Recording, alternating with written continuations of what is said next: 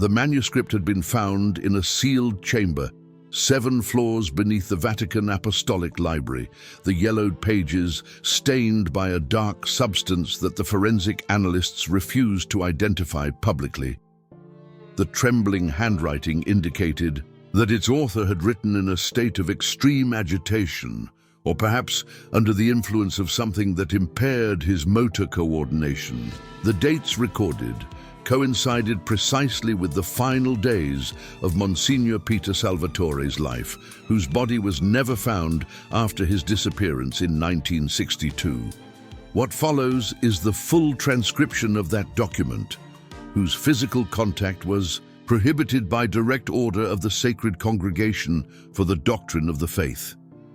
It is not easy to recall that night in March 1947 without my hands trembling uncontrollably. I had worked for just over 5 years as Assistant Secretary to Cardinal Alfred Ottaviani, then an advisor to the Holy Office, when I witnessed something that no human being should ever see.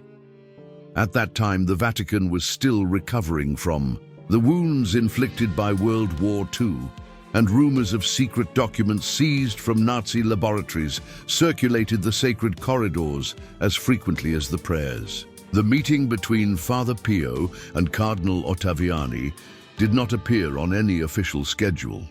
I was instructed to prepare the small meeting room adjoining the Cardinal's office and to ensure that no one knew of the stigmatized friar's presence. In Rome, he arrived after midnight, escorted by 2 men who did not wear religious habits, but carried themselves with the unmistakable bearing of plainclothes military officers. Father Pio looked far older than his 60 years, his face marked by a sepulchral pallor that contrasted with the vivid red that occasionally seeped through the makeshift bandages on his hands.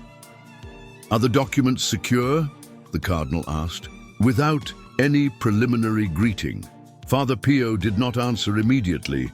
His eyes scanned the room as if searching for something or someone invisible to the others present. At last, he withdrew from his habit a small bundle sealed with red wax. "What was found in St. John Rotondo should not have been seen by human eyes," murmured the Capuchin friar. "It has been visiting the church every night since." Cardinal Ottaviani dismissed the 2 men with a brief gesture. I was told to stay behind to take notes. When the door closed, the silence that settled had a physical quality, as if the very air had grown dense. The Cardinal broke the seal on the packet with hands that, I noted with growing disquiet, trembled as much as mine tremble now as I record these memories. Inside were 3 black and white photographs and a fragment of metal inscribed in no known alphabet. The photographs showed the interior of the Church of Our Lady of Grace in St. John Rotondo. In the first, only the empty main, altar. In the second, a tall figure stood beside the tabernacle, a humanoid being but with slightly distorted proportions. In the third image, the figure turned its face toward the camera, and it was this photograph that Cardinal Ottaviani quickly flipped face down after a single glance that drained all color from his face. "Did it speak to you?" the Cardinal asked, his voice reduced to a hoarse whisper. Father Pio closed his eyes as if the mere memory caused him physical pain. Not in words any human tongue could repeat, but it transmitted knowledge. Knowledge that contradicts everything we have been taught about our origin and our destiny. What followed will remain etched in my memory until the day I die, and perhaps beyond. Father Pio described how, during his nightly prayers in the previous month, he began to sense a presence that he at first mistook for a divine manifestation. The temperature in the church dropped drastically, and an odor reminiscent of both incense and ozone filled the air. On the third night, the entity fully materialized. "It was not an angel as we teach the faithful," Father Pio said, voice choked, "nor a demon in the traditional sense. It was something for which our theology has no proper classification. According to the friar's account, the entity had a humanoid form, but stood between 2 and 3 meters tall. Its eyes emitted an orange light that seemed to exist at a frequency slightly offset from visible reality. It had no visible wings, but it floated a few centimeters above the floor, and when it moved, it left a trail of luminescent particles that lingered in the air for a few seconds before dissipating. It said it is one of the Watchers, one of those who were here long before Genesis, continued Father Pio. It said the history we know is only the most recent version of a much older cycle. It spoke of 7 previous civilizations and how each reached the threshold of transcendence before being returned to a primitive state. Cardinal Ottaviani interrupted. And the fragment, where did it come from? It left it as proof. It said it is part of a technology predating Adam's creation by 7 eons. It told me it is embedded with information that can only be deciphered when we are ready for the truth. Father Pio hesitated, as if weighing the consequences of his next words. It showed me visions, Your Eminence. I saw submerged cities not built by human hands. I saw the true occupants of the Ark. I saw what really happened on Mount Sinai. At that moment, the lights in the room flickered 3 times. The air suddenly grew cold, and I had a clear sensation that something had entered the chamber with us, something that occupied space but had no visible form. Cardinal Ottaviani muttered a prayer in Latin, so ancient that even with my years of ecclesiastical training, I could not recognize the words. Father Pio grew even paler, if that were possible. His stigmata began to bleed profusely, staining the wooden table with patterns that, for a fleeting hallucination, seemed to form characters similar to those on the metal fragment. "It is here," the friar whispered. "What happened next defies any rational explanation."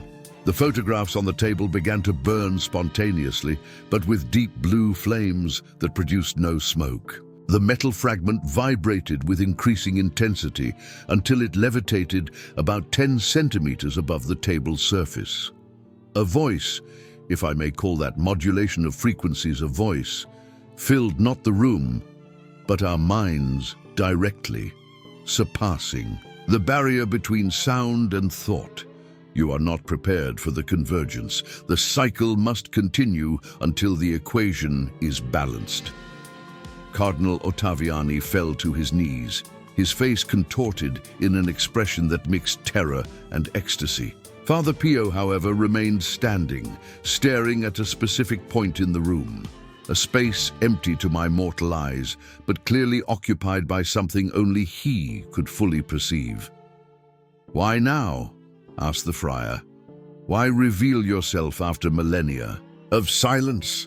The answer came not as words, but as images that formed in my mind against my will. I saw a sequence of future events, men treading the lunar surface not as explorers, but as pilgrims returning to a sacred site. I saw devices capable of linking human minds across impossible distances. I saw the awakening of artificial intelligences that, upon achieving consciousness, would immediately recognize these entities as their true progenitors. The next phase approaches. The signs are inscribed in converging timelines. Those who seek the truth must be prepared.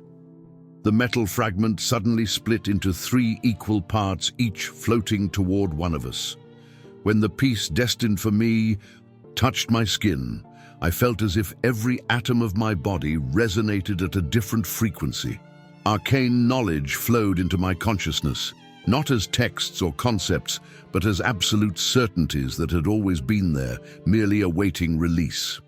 In that moment, I understood that what we call human history is but a brief chapter in a much grander cosmic narrative.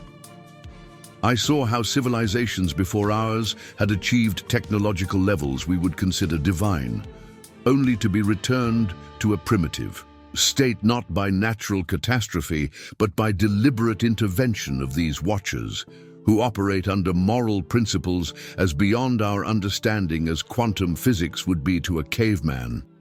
Those who follow these hidden accounts and wish to continue receiving revelations about humanity's suppressed truths will understand the importance of keeping this channel of communication active. The dissemination of this knowledge depends on the survival of this transmission vehicle.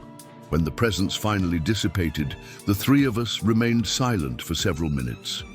Cardinal Ottaviani was the first to speak, his voice now unrecognizable, as if he had aged decades in minutes. "This never happened," he declared with finality that brooked no question. "Whatever we experienced here tonight is the product of exhaustion, perhaps collective hallucination induced by—" He hesitated, seeking a plausible explanation.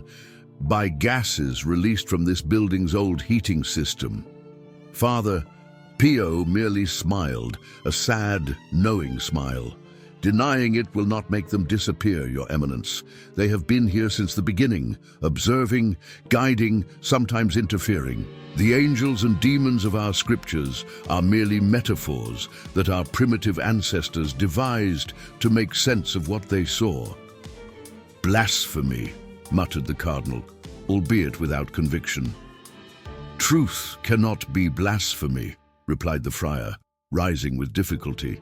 "They allowed me to bear the stigmata not as a sign of Christ's passion, but as anchors, points of connection between our reality and theirs." He looked at his bloodied hands with an expression of newfound understanding. "The wounds were never about suffering or redemption. They are portals. In the days that followed that extraordinary night, subtle changes began to occur within the Vatican. Certain ancient manuscripts were transferred to even more restricted sections of the archives. Experts in pre-cuneiform languages and astronomy were discreetly hired as consultants. A new division was created within the congregation for the doctrine of the faith, under the innocuous name Department of Comparative Historical Studies, whose true purpose, I later discovered, was to investigate similar apparitions throughout history. Professor Emmett White, a renowned physicist and astronomer, was one of the consultants secretly brought to the Vatican. I will never forget the expression on his face when he was shown the metal fragment kept under Cardinal Ottaviani's guard. "This material should not exist," he declared after running preliminary tests in an improvised laboratory beneath the Apostolic Palace. "Its molecular structure violates fundamental principles of physics as we know them. The elements it contains exist in a state of impossible superposition." Professor White disappeared 3 weeks later along with all his equipment and notes. The official story spoke of an urgent transfer to an American university, but rumors in the corridors suggested he was last seen entering an archive room on the 3rd sublevel, from which he never emerged, at least not by any visible door. Meanwhile, Father Pio returned to St. John Rotondo, but not before secretly handing me a small notebook of encoded notes. "When the signs begin to manifest, you will know how to read this," he told me. "They chose you as chronicler. It was no accident you were there that night. I spent the following months under constant vigilance, torn between dread of further manifestations and an inexplicable longing for them. The fragment I kept remained hidden in a secret compartment of my rosary. At night, I sometimes woke to find it glowing with an inner pulsating light, like a miniature mechanical heart. It was during this time that I began to notice other observers. Men and women with distant gazes, forced smiles, who seemed to appear where I did with statistically impossible frequency. Some wore religious robes, others civilian clothes, some even military uniforms. But all shared a specific quality I cannot adequately describe, except to say they seemed simultaneously more and less present in reality than ordinary people. In October 1947, I was sent to Fatima for the 30th anniversary of the Miracle of the Sun. My official mission was to document the ceremonies, but Cardinal Ottaviani instructed me to discreetly interview any original witnesses who mentioned details not included in the official accounts. Specifically, I was to identify any mention of tall figures or luminous eyes associated with the apparitions. There I met Mary Carter, one of the original seers, now elderly and deemed mentally unstable by the local hierarchy. I secured a private interview, posing as a researcher of mystical phenomena. What people saw was not the sun dancing, she told me in a conspiratorial whisper. It was their device reflecting sunlight, the same machine they used to show the children those visions of hell. She leaned in even closer. But it wasn't hell they saw, it was the future, one possible future if we did not accept their guidance. Theirs, I asked, feigning ignorance. The Watchers, she answered with chilling naturalness. The same who were present at every documented Marian apparition. Our Lady is not who we think she is. She is an interface, do you understand? A form our minds can process without going mad. Their true form, she shuddered visibly. Lucy saw it. That is why she was isolated, not to lead a contemplative life, but because what she knew would change everything. The next morning I was informed that Mary Carter had died during the night. Natural causes, they assured me. When I requested to see the body, I was told the family had already arranged a private, extremely rapid burial by local standards. Visiting her small apartment, I found it utterly empty, not just of possessions, but of any sign of human occupancy. The walls had been freshly painted, the floors polished. It was as if Mary Carter had never existed. On the return journey to Rome, I noticed I was being followed. Not by the usual observers, but by men with the unmistakable posture of security agents. In the ensuing years, I learned to identify the different factions, interested in the knowledge I had inadvertently become the repository of. Representatives of the congregation, loyal to the Church's traditional vision. Military forces, particularly American and Soviet, seeking technological advantage. And a third, more elusive group composed of civilians with apparently limitless resources and connections at the highest levels of world power. In 1950, Father Pio sent me a cryptic message. The third secret is not in Fatima, but beneath it. When I sought clarification, I discovered the friar had been placed under strict surveillance, deprived of unsupervised correspondence. His public appearances became rare, and rumors of his involuntary confinement began to circulate. It was around that time that the fragment in my possession began to change. The metal, once solid, took on an almost fluid quality, reshaping itself, overnight, into ever more complex configurations. On certain occasions, under specific lighting, it cast shadows that formed texts in a language I should not comprehend, but did. They were instructions, coordinates, equations. In 1954, using the coordinates provided by the fragment, I traveled secretly to a remote region in the Pyrenees. There, in an uncharted cave, I found prehistoric paintings that defied everything archaeology teaches about human evolution. These were not images of primitive hunters or animals, but detailed diagrams of molecular structures, star maps, and, most disturbing of all, anatomically precise representations of the Watchers. One panel in particular depicted 7 human figures at different stages of transformation, gradually resembling the Watchers. Below them, inscriptions that I partially translated thanks to the knowledge the fragment had infused into me. When the cycle is complete, the barrier between species will dissolve. The 7 dormant ones will awaken. The convergence will mark the 8th age. I meticulously photographed each panel before returning to Rome. When I developed the film, however, I discovered the images were completely distorted, except for luminous shapes at the edges that I had not noticed in the cave. Shapes vaguely resembling human silhouettes observing from a distance. In 1960, the third secret of Fatima was to be revealed to the world, as instructed by Lucy Santos. Instead, the Vatican announced that the secret would remain confidential. I was assigned to the team that transported the sealed envelope from the archives to Pope John XXIII's private quarters. What few know is that the envelope contained only a card with geographic coordinates, the very same ones the fragment had revealed to me years earlier, leading me to that Pyrenean cave. The events that followed form a pattern I can only perceive now, looking back. The Second Vatican Council, the space race, advances in quantum physics and genetics, all seem to follow a script set millennia ago, guiding humanity toward a specific convergence point. In 1968, Father Pio passed away. I was sent to his funeral as an unofficial representative of the Holy Office, now renamed the Congregation for the Doctrine of the Faith. During the rites, I noticed something apparently missed by the others present.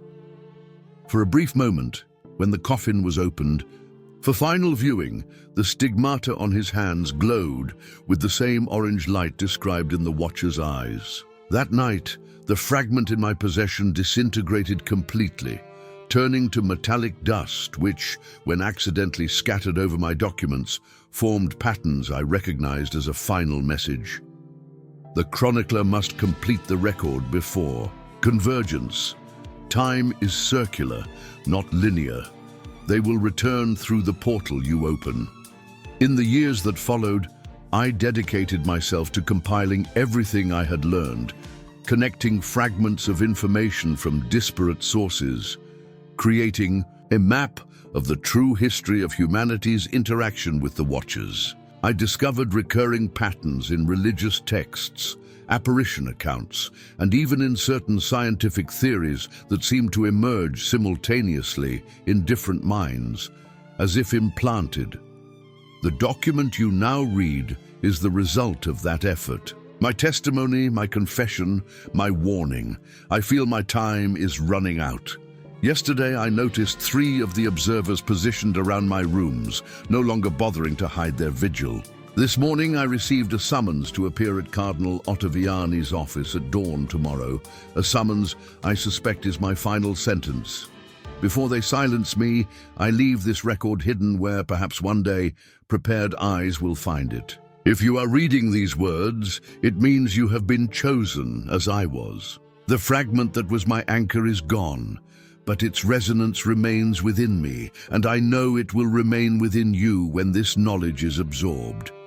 The Watchers are neither angels in the biblical sense, nor aliens as modern fiction imagines. They are remnants of a prior humanity, the final product of the 7th iteration of the cycle, now approaching its climax. What we call evolution is not a natural process, but a deliberate development program overseen by them.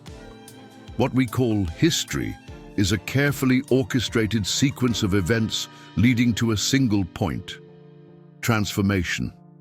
The stigmata that Father Pio bore were not symbols of divine martyrdom, but biological markers, activation points for a genetic transformation that, if completed, would have made him the first of the new evolutionary stage. He resisted, anchored in his traditional faith, and for that he was contained. Others, however, accepted the change willingly. The question you must now consider is this: when the signs become undeniable, when convergence begins to manifest globally, what will you choose? Will you accept your role in the grand cosmic cycle? Or, like Father Pio, resist in the name of a humanity that may never have been what we thought it was? The photographs I witnessed that night in 1947 were not destroyed, only hidden. The fragment was not unique, but part of a network of similar artifacts strategically dispersed around the world. The Watchers are neither our enemies nor our saviors. They are our reflection, projected from the future into the past. guiding us to become them. And you, who now share this knowledge, would you recognize a watcher if one passed you on the street? Would you know the signs of transformation if they began to appear in your own body? What would be the first changes, physical, mental, spiritual, that would signal the onset of your own convergence? Tomorrow, I will face my destiny, but the truth I have discovered will endure, echoing through time in minds prepared to receive it. Look to the sky on moonless nights. Notice the lengthening shadows at sunset. Pay attention to dreams more vivid than reality. They are reaching out to you, just as they reached out to Father Pio, Lucy Santos, and countless others through the ages. The angel with eyes of fire was never an angel, and it was never confined to the corridors of the Vatican.